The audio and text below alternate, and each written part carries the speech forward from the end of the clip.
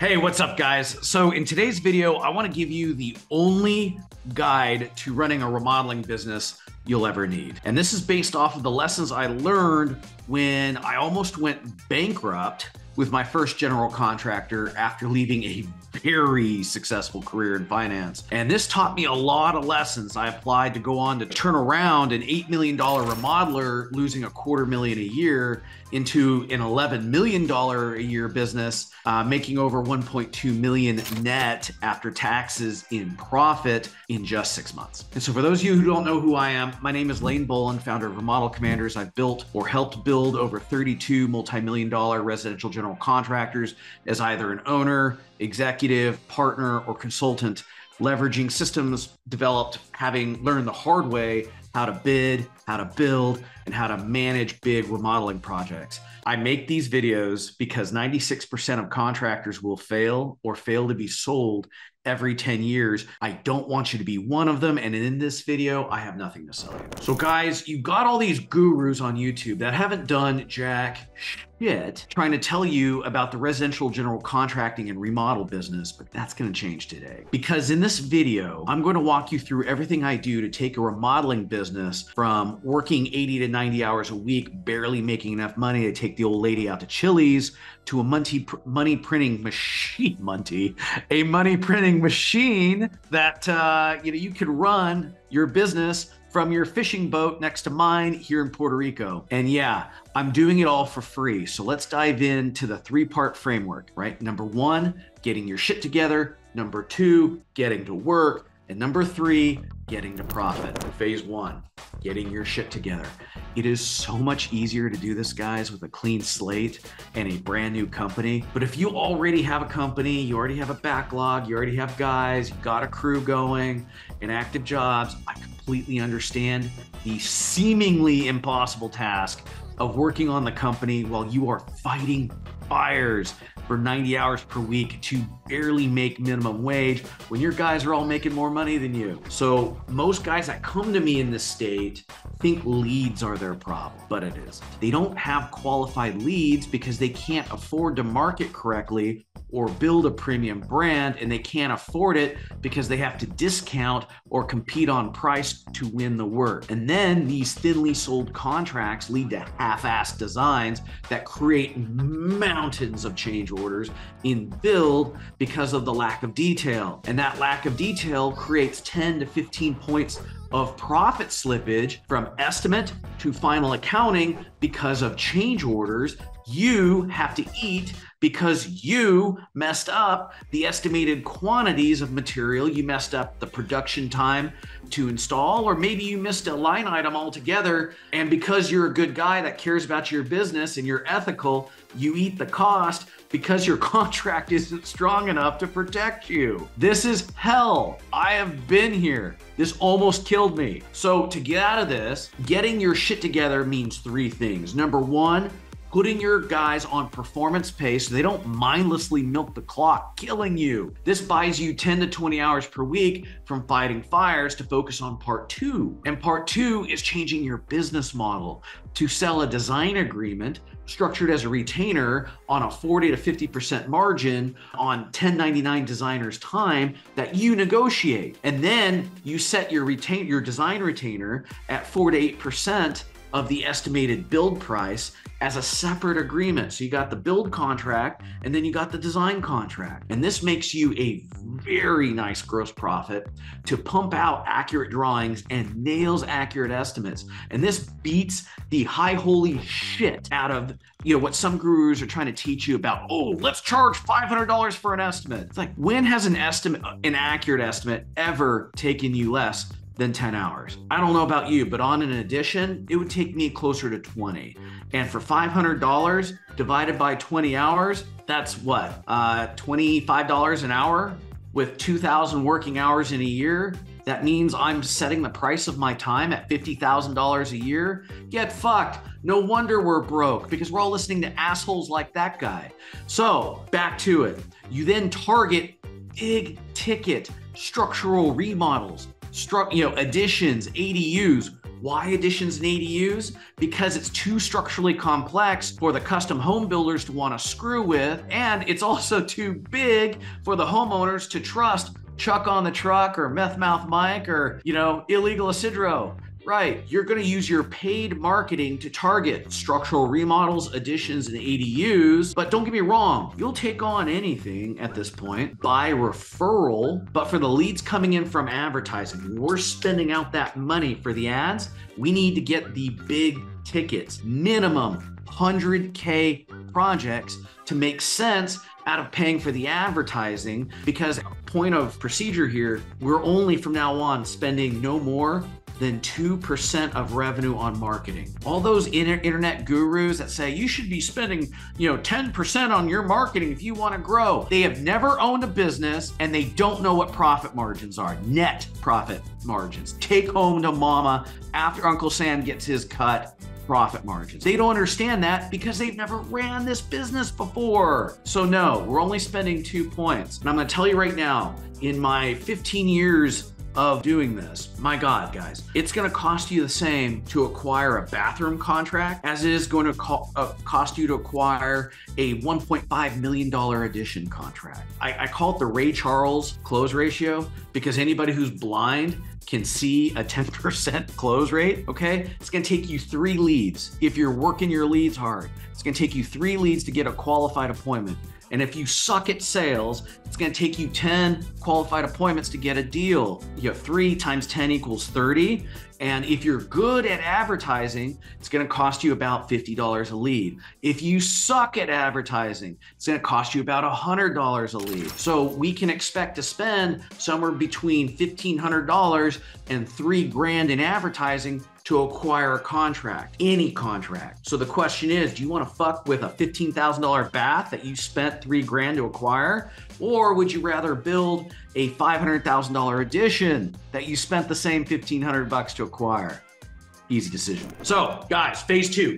Getting to work. In the beginning, now we have unscrewed the business model, but we've bought you some time to work on your business. The number one piece of advice I give everyone is to never eat lunch alone. Either lunch or coffee, I don't care, doesn't matter, but every day, Monday through Friday, we are meeting with a designer, an architect, a realtor, or an engineer who can refer us business every day. And to do that, I recommend hiring a $4 to $6 virtual assistant from Upwork to research every email of every one of those professionals in your city. Expect to pay about $100 or maybe 10 cents a lead to get this complete. And then part 2 in this process is to craft a nuclear offer. And a nuclear offer is something that is completely different from every other boneheaded contractor eating these people up with their hand out like the desperate scrubs they are, like little Oliver Twists. Please, sir, may I have a contract, right? A nuclear offer has 3 parts. And I remember it by the acronym UNO, because it's like that UNO reverse card that completely reverses the table or spins the tables around in this situation. The U stands for unique. Is this offer completely different than my competition, or is it at least packaged differently? Does this offer solve completely solve, not bullshit solve, completely solve a frustrating problem that my clients have that I as a contractor can uniquely solve in a believable way? And the O stands for observable. Can I quantify the benefit to the business of my referral partner for accepting my nuclear offer to help them? So the third part of this framework is to deliver on the damn offer and always FAM-BAM. FAM-BAM stands for field a meeting, book a meeting. So you have lunch with these people, you deliver your UNO, they're like, oh my God, this is great. Before you leave that meeting, you set another lunch next month, okay? Why? Because in 15 days, you're gonna text them to remind them of the appointment, saying, hey, are we still good for this? That way, every 2 weeks, you're in front of these people, you're always top of mind, because let's face it, these professionals are busy. As human beings, we only care about ourselves. So you need to invent reasons to get in front of these people without turning into Oliver Twist with his hand out begging for attention. This sounds like it's complicated and it's a huge pain in the ass, because it is. And so for my portfolio partners, I have my research team take care of the targeting. I have my tech team set up the automated email and appointment setting sequences.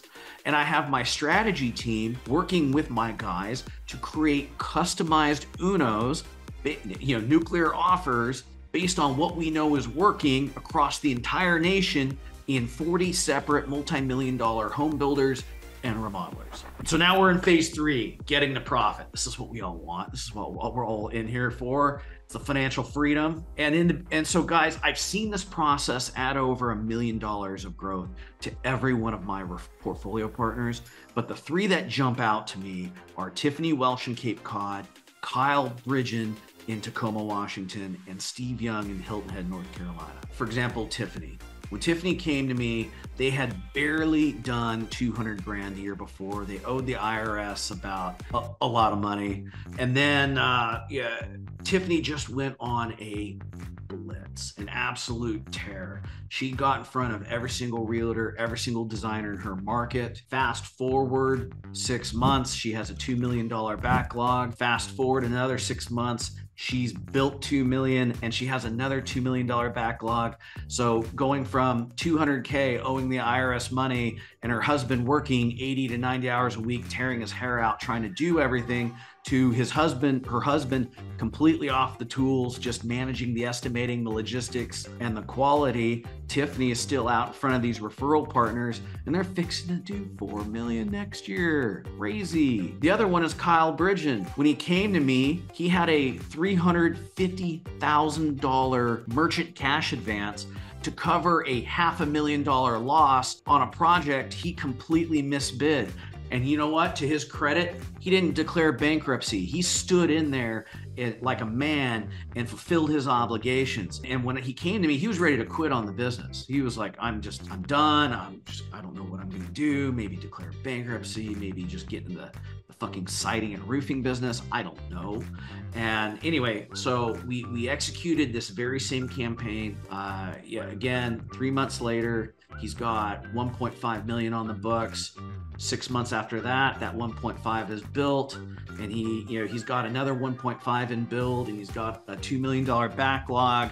This year, he's going to complete about $4.5 million from a $1 million minus 350K start, meaning he did about $1 million and he lost 350K. So next year, he's going to have built about 4 million and took home about $600,000. Again, just this process. Now, Kyle did things a little differently. Instead of going after the realtors, because he's in a tech market, Tacoma, believe it or not, Seattle, Tacoma is heavily based on tech. Yeah, it's got Union, it's got the port, but these markets that have a lot of tech, because they have Microsoft, are super interest rate sensitive. And the reason why is because tech companies rely on investment from venture capitalists who rely on low interest rates and cheap money to borrow to go make their degenerate bets on these tech companies that have no cash flow. Bet you didn't know that. And so when interest rates rise, layoffs happen at these tech markets, which then kind of freezes up the real estate market in these tech employer heavy markets. Bet you didn't know that. So anyway, Kyle being in one of those weird markets, the realtors really weren't working for him. So we switched gears and started targeting the interior designers. And what's so cool about when you do this right with the interior designers is that not only do you pick up a piece of business, right, but you also pick up an alliance partner, right? So you need these 1099 designers to execute the business correctly. When we talked about in phase 1, getting our shit together. So best practice here is go bag, grind your ass off to get a piece of business off of a realtor referral, take that realtor referral and bring it as a joint venture offer to a designer. You just picked up 2 things. Number 1, a rock star designer to build out your plans to elevate your customer experience. And number 2, you picked up another referral source. So that's what Kyle did. He basically built 5 of these people. And whereas a realtor might be worth $250,000 worth of work a year, a good one, a good designer is worth at least $1 million. There you have it. And then Steve Young. Oh my God, I love Steve Young. He's in a vacation market just like Tiffany on Cape Cod, where if you're a blue collar guy, you can't really afford to live there. So these guys commute in. So he had kind of a subcontractor problem. And the other issue was he built and sold an enormous tenant improvement business, basically doing remodels for commercial in the commercial space. He retired to Hilton Head, decided he was going to start flipping houses.